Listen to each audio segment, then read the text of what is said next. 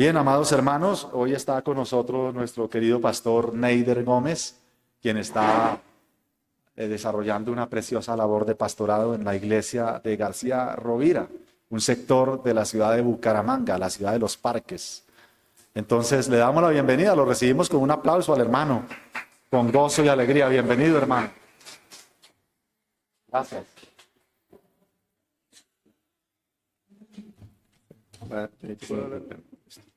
Bueno, muy buenos días, Dios les bendiga. Como decía el pastor Rubén, mi nombre es Luis Neider Gómez, vengo de la ciudad de Bucaramanga, soy pastor de la iglesia García Rovira. En el ministerio llevamos 14 años con mi esposa. Tengo una esposa, soy marido de una sola mujer, 33 años de casado, 3 hijos. En la tarde voy a ir a visitar a mi hijo. Tengo un hijo que vive acá en Bogotá, por allá en Ciudad Roma, una hija en Estados Unidos y un bebé de 20 años. Estudia ingeniería electrónica y sirviéndole al Señor con mi esposa de tiempo completo. Dejamos negocios, éramos comerciantes y todo esto, y el Señor nos llamó y dejamos todo por seguir a Cristo en su ministerio. 35 años en el Evangelio. Mi primer pastor fue el pastor Luis Duarte. Entonces, esa es mi corta hoja de vida. Para que tengan un conocimiento de quién es el que va a predicar el Evangelio, con el pastor Rubén nos conocemos precisamente el día que llegué a Bogotá. Fue como el primer amigo ahí que conocí en Santa Lucía. Llegué a la iglesia de Santa Lucía a dormir en una piecita con mi esposa, con mis hijos, para mirar a dónde nos iban a enviar. Y nos enviaron a la ciudad, al pueblo de La Plata, Huila, y allí empezamos el ministerio. Hasta el día de hoy, el Señor nos ha fortalecido y nos ha guiado a través de las Escrituras para servirle siempre a Él. Bueno, en esta mañana, antes de empezar el mensaje que tengo, vamos a hacer una oración, vamos a orar y vamos a darle gracias a Dios por esta congregación. He orado por esta congregación, ¿sí? Y oraba porque sé que pues no tenían un lugar, un sitio donde congregarse, pero mire que ya Dios le aparejó y espero que esta iglesia crezca, y no solamente en números, sino en conocimiento y madurez, para que proclamen el Evangelio de Jesucristo, porque a eso fue que nos llamó el Señor. Padre que estás en los cielos, santificado sea tu nombre. Te damos gracias, Señor, por tu amor, por tu misericordia. Padre, gracias por haber enviado a tu Hijo a salvarnos, a rescatarnos, a llamarnos, Señor, para formar parte de tu iglesia, de tu cuerpo, Señor. Hoy estamos aquí con un solo propósito, de que todo lo que hagamos en este lugar sea para la gloria de Dios, Padre, a través de tu Hijo Jesucristo. Por eso, agradecidos contigo, nuestro corazón viene delante de tu presencia para adorar, para glorificar, para escuchar tu palabra con un corazón contrito y humillado ante el poderío y soberanía del Todopoderoso. Señor, permita que hoy, Señor, esta palabra que se va a ser expuesta, hable primero a mí, o ya me habló a mí, Señor, pero hable a tu congregación, porque son tus palabras y no quiero hablar yo, Señor, sino tu escritura. Gracias, Señor, en Cristo Jesús. Amén y amén. Bueno, mis amados hermanos, vamos a abrir la palabra del Señor en la carta del apóstol Pablo a los romanos. Carta del apóstol Pablo a los romanos, y vamos a mirar el capítulo 1, en el versículo 16 y 17. Quiero hacer un paréntesis porque me acordé. La iglesia García Rovira les envió saludos. Entonces, un saludo de la iglesia García Rovira. Ellos ya sabían que yo venía acá para las... Por favor, y me lo dijeron, me repitieron. Tengo un poquito de mala memoria, qué pena. Y muchos saludos. Allá también estaremos orando por... Obviamente nosotros oramos por todas las iglesias, pero específicamente para que Dios fortalezca esta iglesia y bendiga a esos niños. Instruye al niño en su camino y aun cuando fuere viejo. Oiga, y si es verdad, cuando yo estaba niño me llevaban a la escuela dominical. Era otro contexto, muy duro, muy difícil. Y perdonen que haga este paréntesis aquí, pero quiero hablarlo con referencia a los niños y lo que hizo el pastor, esencial.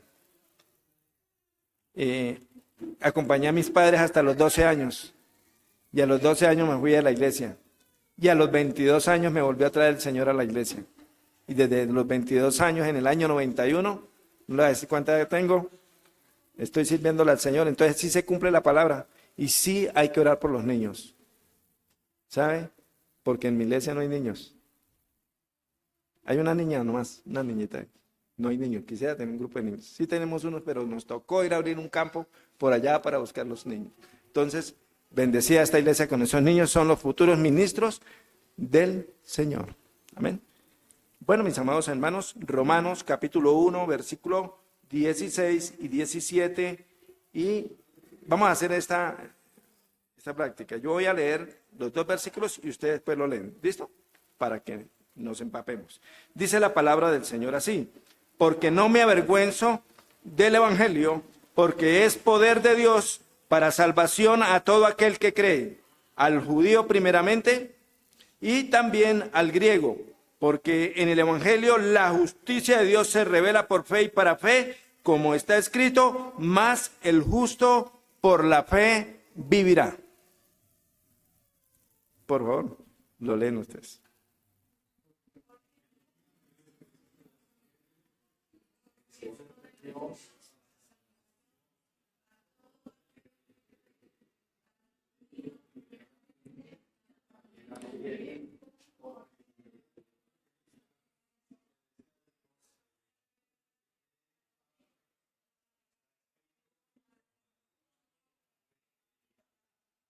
Amén. Gloria a Dios.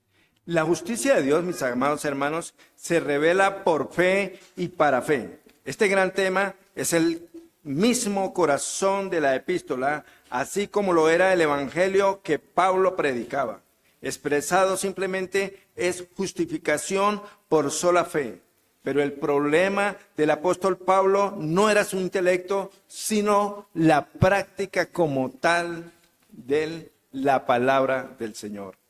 Él se hizo alguna vez una pregunta: ¿cómo yo puedo estar en armonía con Dios?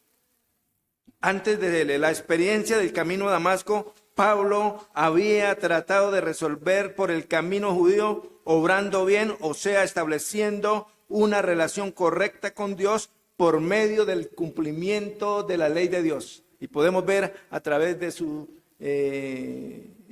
ejemplos y todo lo que vemos en el libro de los Hechos, cómo él era una persona que amaba la ley, que era conocedor de la ley, pero que también era muy celoso de la ley. De hecho, la practicaba totalmente. Parecía una persona totalmente ¿qué? Íntegra en ese cumplimiento de la ley de Dios. Pero su método, mis amados hermanos, fracasó, porque ningún hombre mortal ha sido sin pecado y menos santo. ¿Se acuerdan de la caída en el Edén? Cayó Adán en pecado y toda esa generación hasta el día de hoy está naciendo o vive en absoluto pecado. Por eso delante de Dios no hay ninguna persona justa. Y este método que él estaba practicando fracasó, y al entender que todas las personas estaban en pecado y no eran totalmente santas. Toda la teología que tenía el apóstol Pablo se basaba en su experiencia, y entonces así fue como descubrió que por medio de la fe en la obra completada de Cristo allí en la cruz de Calvario, era puesto en una buena relación con Dios, mis amados hermanos. Lo era totalmente por la justicia de Dios. La justicia de Dios por el acto de creer. Esta relación con Dios se basa por medio de la fe en Cristo, como lo revela el evangelio que él predicaba. Mis amados hermanos, y por eso le he puesto como título a esta predicación, el evangelio, poder de Dios, cuyo tema central es la justicia de Dios, mis amados hermanos. ¿Me estoy haciendo entender? Amén, gloria a Dios. Te he puesto 3 puntos importantes a este sermón, y el primer punto es el evangelio según Pablo. el Evangelio según Pablo. El segundo punto, la justicia de Dios. Y el tercer punto, el justo por la fe vivirá. Muy rápido. Bien. ¿Me escuchan? Bien. Es que mi esposa me dice, hable bien, entonces yo le voy a decir. Amén, gloria a Dios.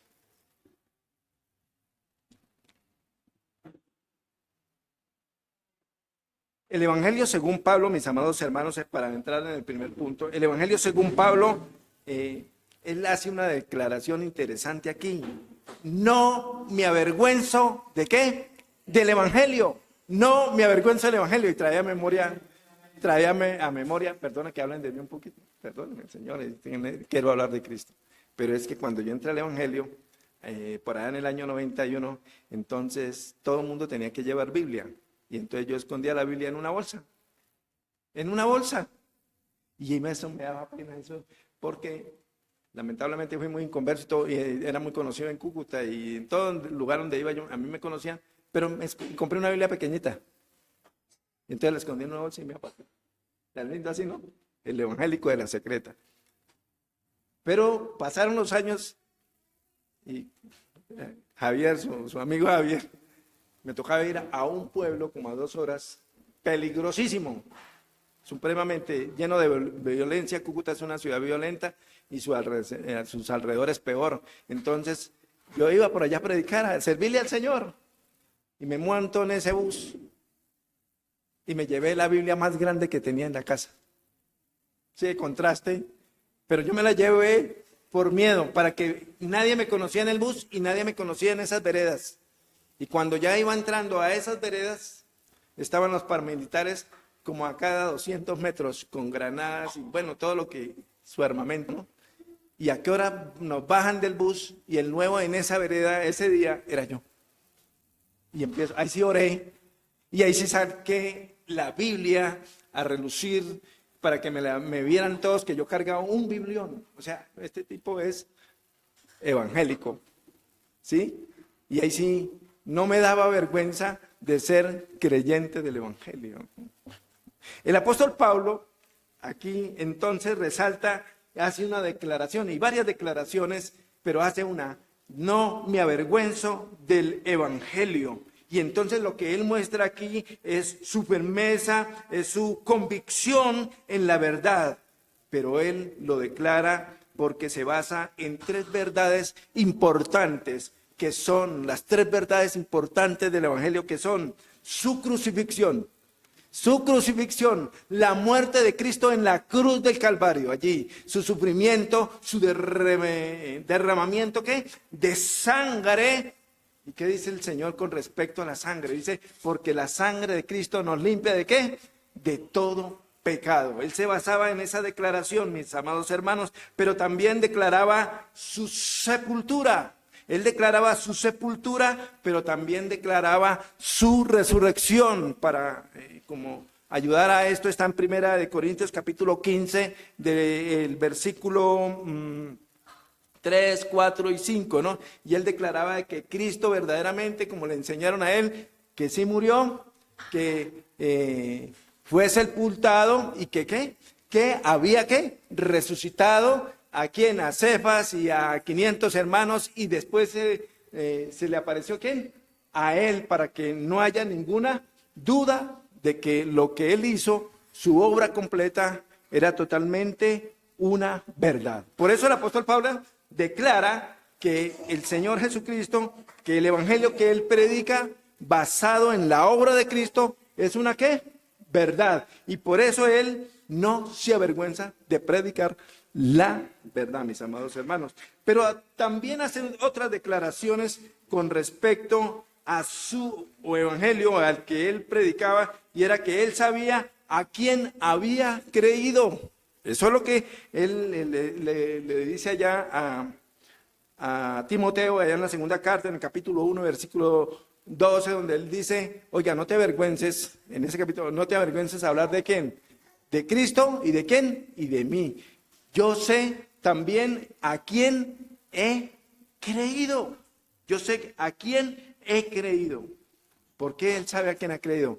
Hay un problema hoy con los cristianos. que no saben por asistir a una iglesia, asisten a una iglesia, asisten a una congregación, pasan los años y no saben en quién verdaderamente ¿qué?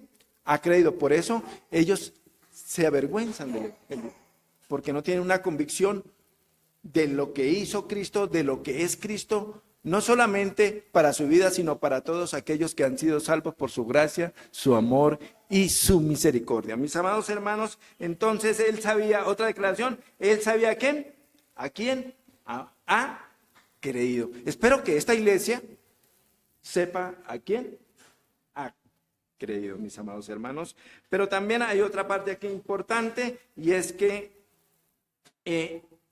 por la naturaleza del Evangelio, que es poder de Dios, y es que el Evangelio de Jesucristo imparte dos cosas importantísimas para todos los creyentes. Primero, vida. Y segundo, reconciliación con Dios. ¿Y por qué vida imparte? La Biblia dice que nosotros estábamos muertos ¿en qué? En delitos y pecados.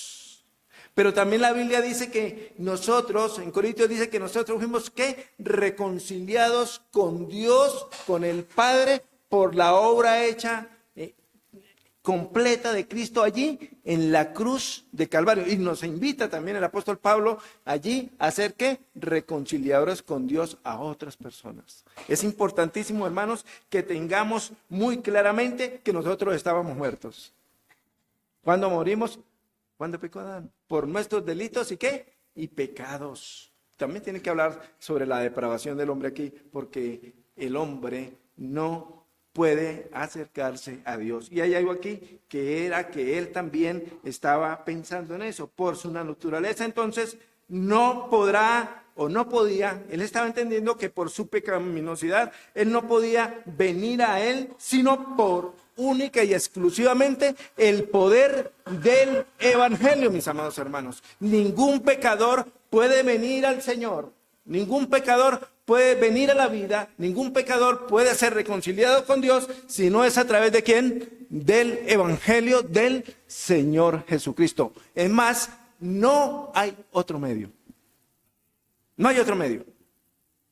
Yo le puedo aquí suavizar las palabras y puedo hablar muy bonito, y ahora como he escuchado yo, y de pronto yo lo dije alguna vez porque yo he evangelizado en plazas públicas y en todos esos lugares, Cristo te ama. ¿Usted ha escuchado eso? Cristo te ama como tú estás ahí en ese estado de pecaminosidad, Cristo te ama. Y en incredulidad, ¿Cristo qué? Te ama. ¿Qué dice la Biblia con respecto? ¿Qué dice el mismo Cristo con respecto a los que no creen? Que la ira de Dios está sobre él por cuanto no han creído que él es el Hijo de Dios. ¿Sí? Entonces, el que no está con Cristo, el que no cree en Cristo Jesús, ¿qué tiene?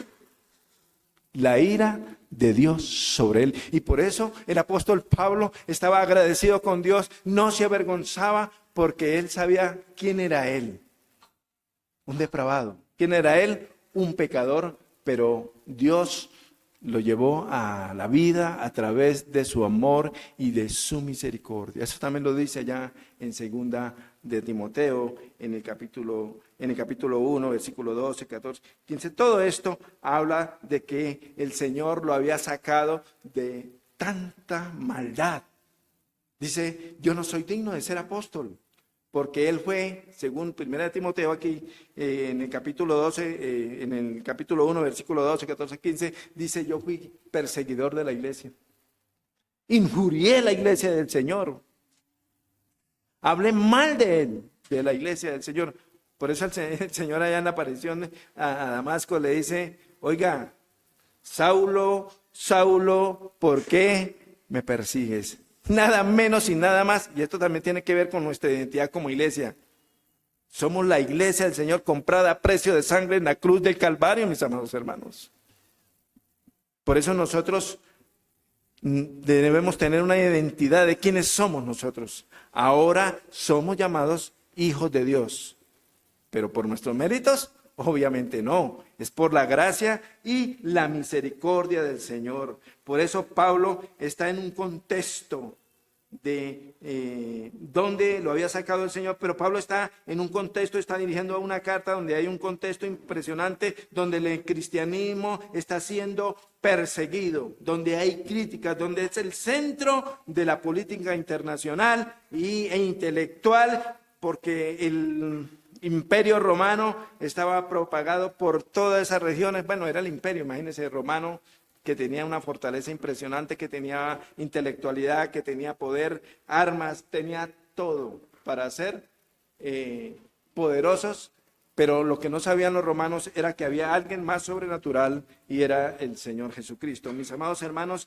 allí era el centro de la política, allí era donde estaba la religión pagana, y esa religión pagana la llevaban a todos los países que ellos habían conquistado. Pero hay algo aquí que el apóstol Pablo sin miedo, afirma una verdad, que el evangelio, mis amados hermanos, es poder de Dios. Y aquí tiene que entender el creyente que no nos podemos avergonzar de este evangelio glorioso del Señor. Y la pregunta a nuestra conciencia en esta mañana: ¿nos hemos avergonzado del evangelio del Señor? ¿Nos avergonzamos de llamarnos hijos de Dios? ¿Qué estamos haciendo para que esto no suceda en nuestras vidas, mis amados hermanos? ¿Por qué el evangelio de hoy en día se ha dejado de predicar tal y como el apóstol Pablo lo escribió? ¿Por qué nosotros a veces no hablamos como lo habla la Escritura, ese evangelio que habla la Escritura, que es con toda la convicción, con toda la certeza, con toda la seguridad? ¿Por qué nosotros no hablamos de su crucifixión? ¿Por qué nosotros no hablamos de su sepultura? ¿Por qué nosotros no hablamos de su resurrección? ¿Por qué nos da pena hablar de eso? ¿Y por qué nos da pena de que nosotros somos pecadores, pero que fuimos rescatados por la obra completada de Cristo allí en la cruz del Calvario? Mis amados hermanos, esto nos lleva a reflexionar y entender que verdaderamente merecíamos la muerte, pero que Cristo murió por nosotros, porque la paga del pecado es muerte, mas la dádiva del Señor es vida eterna en Cristo Jesús, mis amados hermanos. ¿Será que deberíamos contentarnos, alegrarnos, gozarnos en la obra de Cristo, mis amados hermanos? Entonces, ¿por qué vemos evangélicos aburridos, cansados y agotados en el camino, cuando Cristo nos rescató de la misma muerte y nos puso en posición como hijos de Dios por la muerte de Cristo? El segundo punto, entonces, este punto, el Evangelio según Pablo, nos lleva al segundo punto, a mirar cuál es la justicia de Dios, mis amados hermanos. La justicia de Dios, o la justicia de parte de Dios, o el justificado también, podemos decirlo en esta mañana. Quiere decir que Dios es el único que posee justicia, porque la justicia es un atributo ¿de quién? De Dios. El hombre no puede dar nada, porque está ¿qué? Muertos en delitos y pecados, no producen nada. Y en este sentido, el hombre está inhabilitado para tener la justicia, porque está muerto, porque está en pecado, mis hermanos. Y entonces Dios es el único que posee esta justicia, porque es su atributo. Y esta acción, la acción de la justicia de Dios, produce salvación traída por el Espíritu de Dios. Ahora el creyente, entonces, gloria a Dios, posee la justicia de Dios, porque el Espíritu de Dios mora en el creyente, mis amados hermanos. Ahora, solo a través de la fe de Dios, que Dios imparte, que Dios da su justicia y rectitud a los hijos de Dios, solamente Dios puede dar a través del Espíritu Santo la justicia en cada uno de nosotros, producida por la fe también, que es producida por el Espíritu Santo en cada uno de nosotros. Somos justos delante del Señor. El apóstol Pablo, hablando en 2 Corintios capítulo 5 versículo 21, dice: al que no hizo pecado por nosotros, se hizo pecado para que fuésemos justicia ¿de quién? De Dios, mis amados hermanos.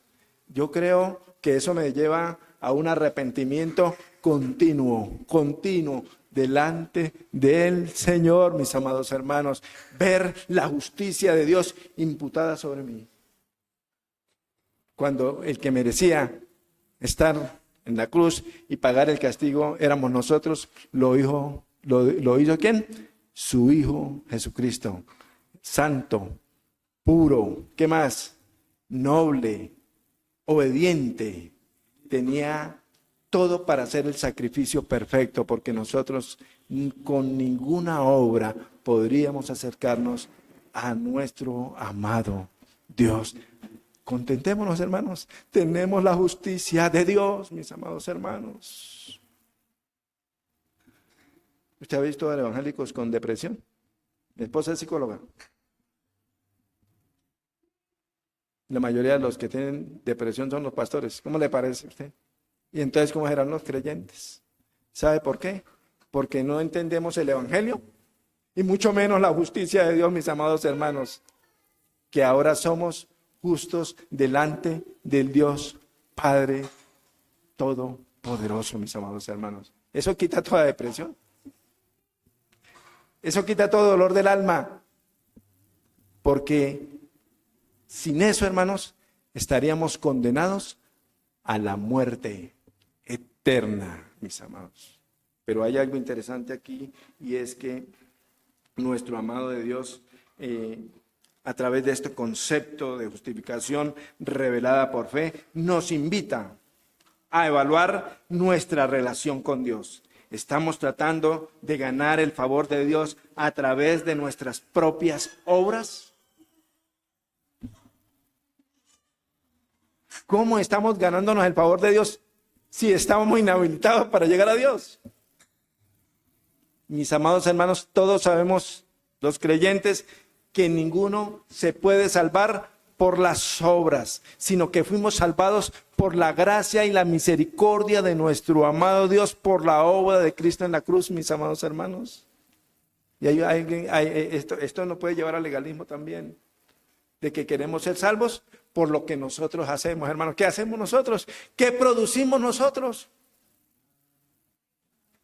¿Usted sabe qué le dijo el Señor allá a un personaje? Porque del corazón, ¿qué sale? ¿Qué sale del corazón del ser humano? Da una lista ahí. Y el apóstol Pablo dice en Gálatas capítulo 5, versículo 16, todo lo que el ser humano tiene, las obras de la carne, amado. Pero ¿qué es lo que quiere Dios?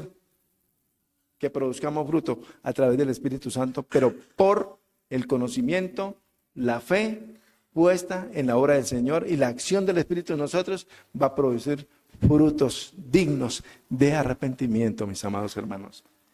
Sigamos. Entonces, nuestras propias obras, entonces, o confiamos plenamente en la obra de Cristo en la cruz del Calvario. Mire cómo podemos nosotros descansar en Dios, creyendo que la obra de Cristo está totalmente completa en la cruz del Calvario. Descansamos en Él. Todas nuestras ansiedades, todo lo que tenemos, dice el apóstol Pedro, dice, echa toda vuestra ansiedad ¿sobre quién? Sobre Él, porque Él tiene ¿qué? Cuidado de vosotros. Descansemos en el Señor. Y no busquemos la justicia por nuestros propios medios, mi hermano, porque no podemos dar nada. Él lo hizo todo por nosotros. Pero esto implica también, pues obviamente, responsabilidades. Entonces, nos invita a vivir en fe, y esta fe se manifiesta en nuestra manera de vivir, en un mundo ¿cómo? ¿Cómo está el mundo hoy? ¿Cómo está el mundo hoy? ¿El mundo es justo? ¿En aquel tiempo del apóstol Pablo era justo? No, era injusto. Era injusto. Por eso ahora nosotros vivimos confiadamente, serios, responsables de nuestra manera de vivir, con toda la capacidad de entendimiento, porque el Señor es el que abre el entendimiento para comprender las Escrituras, para comprender el plan de salvación, para comprender la obra de Cristo que hizo por nosotros, y entonces nosotros vivimos seguros, confiados, diferentes al mundo. ¿El mundo cómo está? Totalmente, decía el hermano, Estamos viviendo unas cosas impresionantes, hermano, el hermano que está dirigiendo. Mejor dicho, el mundo está mal. ¿Y qué necesita el mundo? Poder de Dios, el Evangelio de Jesucristo. ¿Y para eso está quién? La iglesia del Señor, mis amados hermanos. Y entonces, cuando nosotros entendemos la justicia de Dios, todo lo que hacemos, todo lo que vivimos, todo lo que usted estudia, todo su matrimonio, su trabajo, todo nuestro diario vivir es para la gloria de Dios. Vivimos por Él, para Él, porque somos de Él. Todo lo que usted haga, mis amados hermanos, en Cristo Jesús, en el Evangelio de Jesucristo, en nuestra nueva doctrina del Evangelio, ¿es para qué? Glorificar al Señor con todo nuestro ser, con toda nuestra mente. Ya no vivo yo, mas Cristo vive en mí, mis amados hermanos. ¿Me están entendiendo? ¿Me estoy haciendo entender? Perdón. Amén.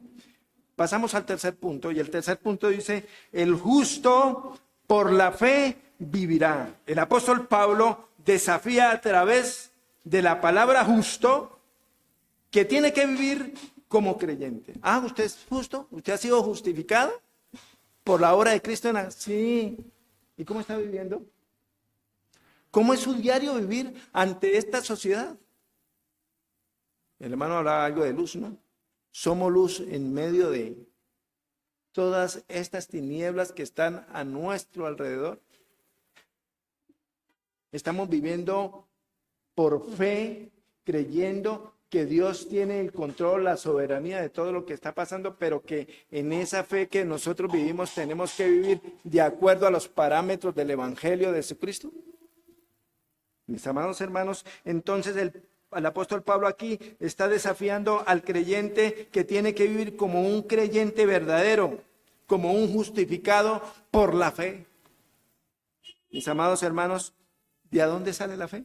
¿Cómo se produce entonces la fe en nosotros? La Biblia dice allá, también en Romanos, que la fe viene por el oír y el oír la palabra del Señor. No hay otro medio por el cual nosotros podamos conseguir fe.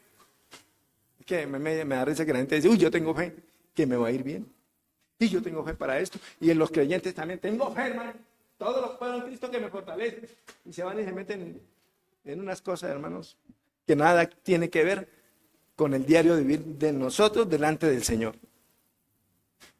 La fe se produce a través de ¿qué? ¿Cómo? Salmo 91 nomás. No, leyéndola y diciéndole al Señor, abre el entendimiento para que yo comprenda tus escrituras, las pueda, no solamente, porque yo puedo tener teología, puedo saber, bueno, yo no soy el pastor el que sabe teología, todas esas normas de teología, había y por haber, hebreo, bueno, todo, podemos tener esto. Pero si no la vivimos, ¿qué pasa? No veo por ahí el poder de Dios, no veo por ahí la justificación y no veo que estemos viviendo en fe. Yo me he cuestionado, yo tenía un temperamento muy fuerte, viví en la violencia, en los contextos terribles, y yo me creía todavía en el Evangelio. ¿Usted no sabe quién soy yo? ¿Eso es vivir por fe? Porque es necesario que el que se acerca a Dios crea que le hay y que es que galardonador de los que le buscan, o sea, de los que están en sintonía con Dios, en una relación armoniosa con Dios. Si Dios no nos cambió, entonces ¿por qué seguimos así? Si el Evangelio no es poder de Dios, ¿por qué no seguimos así? Si el Evangelio que hemos creído por fe, que ha sido impuesta por Dios, ¿por qué estamos viviendo diferente al Evangelio? Nos manda a vivir como es digno del Evangelio. Dios, si alguno dice estar con el Señor, que ande como el Señor anduvo. ¿Sí o no? Eso dice la Escritura. Y eso es lo que también nos lleva a vivir por fe. Esto hace que el creyente, por fe, esto hace que el creyente vivirá por fe. Pero ¿cuál es el objetivo? Que el creyente viva por fe. El creyente vive por fe porque lo que Dios Padre quiere es que nosotros seamos transformados a la imagen ¿de quién? De su Hijo Jesucristo. Todo el plan de salvación, todo lo que ha hecho Cristo en nosotros a través del poder del Evangelio es un solo objetivo: parecernos a su Hijo amado en todo, en su carácter, mis amados. ¿Estamos siendo transformados por el poder del Evangelio? ¿O estamos viendo modelos de pastores, de denominaciones o de personajes que vislumbran hoy a través del Evangelio? ¿O es lo que dice la Escritura, que nosotros debemos parecernos cada día a nuestro amado Señor Jesucristo? ¿Usted vive en fe? Entonces, ¿está haciendo qué? Transformado al carácter de su Hijo amado Jesucristo, mis amados hermanos. A mí personalmente me confronta todos los días la palabra del Señor. Yo estoy siendo transformado a la imagen del Hijo de Dios todos los días, porque ese es el objetivo de nosotros aquí en la tierra. Cuando entramos al Evangelio del Señor, cuando vivimos en el Evangelio del Señor, cuando vivimos por fe. Nuestro carácter, nuestra vida cotidiana, nuestro trabajo, nuestro matrimonio, todo esto tiene que ser como su Hijo amado y Señor Jesucristo, mis amados hermanos. Tengo allá en la iglesia hay puras mujeres. En la iglesia de yo, son santanderianas. Mi esposa es santanderiana. Norte es santanderiana. Había un hermano que le decían, y una hermana que le decían los hermanos Machetilla, allá en Cúcuta. El hermano ha sido cambiado y transformado. Él tiene una particularidad que no le da pena hablar del Evangelio donde sea. Él predica en los centros comerciales y en las plazas, ¿no? Pero a él le decían el hermano Machetilla porque siendo cristiano sacaba ¿no? No estaba siendo transformado. Pero cuando conoció verdaderamente el Evangelio por fe, entonces ha habido un cambio en él y obviamente un cambio en cada uno de nosotros. ¿O no hemos cambiado? ¿Qué ha hecho el Evangelio en nosotros? ¿Nos ha transformado? ¿Nos ha cambiado? Porque es el poder de Dios el que está haciendo la obra en nosotros. No es por nuestros medios, mis amados hermanos. No es por nuestros medios. Es por la obra del Señor Jesucristo en la cruz del Calvario. Entonces, aquí hay algo interesante y es que si estamos siendo transformados a la imagen de su Hijo, entonces nosotros vamos a tener algo interesante aquí, que no importa lo que esté sucediendo alrededor. Yo cuando vivo por fe, mis acciones, mi vida testifican de la presencia del Señor, mis amados hermanos, en mi vida.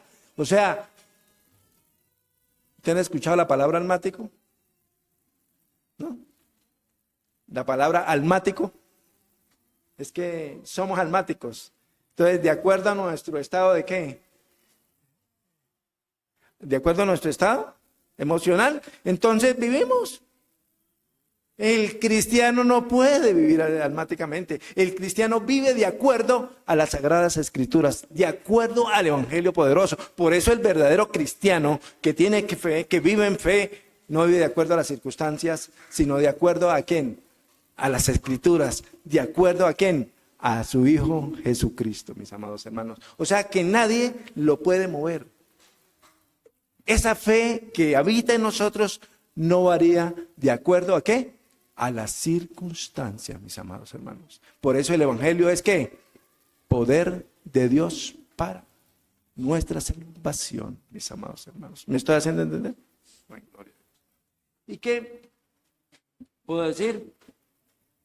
Que también, si el justo vive por la fe, entonces toda nuestra vida, su vida diaria, su vida cotidiana, como ya lo dije, gira alrededor de nuestro amado Señor Jesucristo y alrededor de la palabra del Señor. Estamos siendo guiados por la palabra del Señor en toda nuestra manera de vivir. Esto quiere decir que la palabra del Señor todos los días es ¿qué? Suficiente para nuestras vidas. Mis amados hermanos, quiero concluir esta predicación y este pasaje es una confirmación de la centralidad del Evangelio y es en la vida del creyente. Pablo nos enseña del poder transformador de la fe en Cristo Jesús, la universalidad del Evangelio y la justicia de Dios que se revela a través de nosotros. Somos llamados a vivir una vida de fe. ¿Se acuerda el pasaje que dice: nosotros ya no vivimos por vista, sino por qué? Por fe, mis amados hermanos. Entonces entendemos que la obra de Cristo nos enseña a vivir en medio de los tiempos de elogios, de ateísmo, de humanismo, de relativismo, de ideologías. De todo esto nos enseña a vivir tal y como Dios nos manda a que vivamos de acuerdo a su palabra, mis amados hermanos. El Evangelio seguirá siendo para nosotros el poder en esperanza y el fundamento de nuestras vidas todos los días, hasta que Cristo venga por nosotros, mis amados hermanos. Puedo concluir con eso, pero hay una aplicación para nuestras vidas en esta mañana. Solo el Evangelio de Cristo puede transformar y volver a la vida al pecador. No hay otro medio. Solo el Evangelio de Jesucristo puede volver a la vida al pecador y transformarlo. No hay otro Evangelio. Me llama mucho la atención que hay mucho ahorita, y es que no sé hablar inglés. Si alguien sabe, me corrige. Coach, que nos ayuda ¿a qué? A mejorar nuestra vida y cómo podemos comportarnos y cómo no. Y nos encanta escuchar a esos predicadores. Otro paréntesis aquí, mi hija dice, hoy va para la iglesia, entonces vive al lado de la iglesia de Dante Gel. Dijo, voy a que me motive. No hay una iglesia por ahí, entonces dijo, voy a que me motiven. Ella conoce la verdad, gracias al Señor. Pero hay muchas personas que van a las iglesias para ser motivados, pero no para ser confrontados por el pecado. Y a eso nos lleva el Señor, a que su palabra nos confronte, pero que también nosotros nos arrepintamos de todos los pecados que tenemos, hermanos, todos los días. Y esa es la gracia de Dios, que si alguno está en pecado, abogado tenemos para con el Padre celestial. Amén, gloria a Dios. Y podemos entonces decir que me invita a vivir una vida en fe y a no avergonzarnos del Evangelio por nada del mundo, mis amados hermanos. Y esto, si no nos avergonzamos, ¿qué entonces va a ser en nosotros el Evangelio? ¿Qué podemos nosotros hablar del Evangelio? ¿Será que lo hablamos con vergüenza o sin vergüenza? Nos lleva a llevar el Evangelio ¿con qué? Con valentía, hermanos. A ser cristianos donde sea y a proclamar a Jesucristo y a este crucificado sin temor. Dios les bendiga. Vamos a orar y vamos a darle gracias al Señor. Espero haber sido claros y espero que el mensaje esta mañana haya sido entendido. Amén. Vamos a orar. Padre que estás en los cielos, te doy gracias, Señor. Hoy, Señor, he expuesto tu palabra, Dios. Y espero, Señor, que si he hablado mal, perdóname, pero trato, Señor, de hablar lo que dice tu palabra a través del apóstol Pablo, Señor, y es que tu evangelio es poder de Dios para salvación, para transformación y para vida eterna. Gracias. Gracias por la iglesia, gracias por el pastor y bendícenos con toda bendición del cielo. En Cristo Jesús. Amén y amén.